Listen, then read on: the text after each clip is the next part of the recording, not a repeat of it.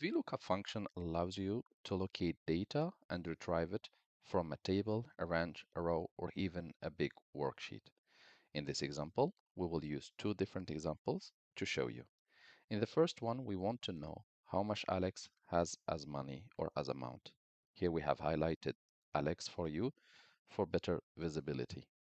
Next step, we're going to type our function equal vlookup. You select the function, and here you have always an opening parenthesis.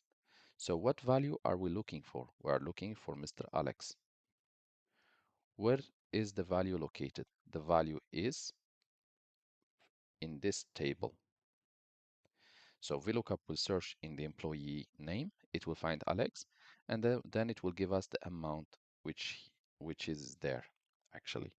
So make sure to select the value name or the value you're looking for and with the exact table. So here we have selected one column, two columns.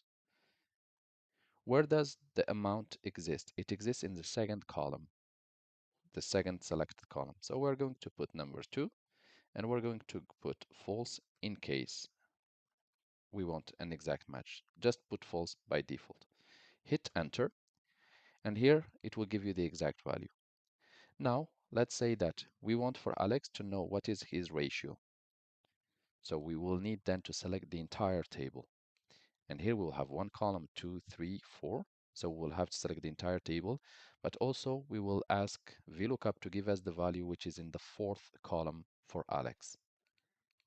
Equal VLOOKUP. We're looking for Alex in this specific table, and our value is in the fourth column. So make sure to select also the fourth column. So we have selected Alex name, comma, select the table and column. And here we want the value from the fourth column as we said. So we are going to put 4 and we'll type false to get an exact match. Closing parenthesis is a must and hit enter. And here VLOOKUP went to the table which we have selected for it. It found the name of Alex.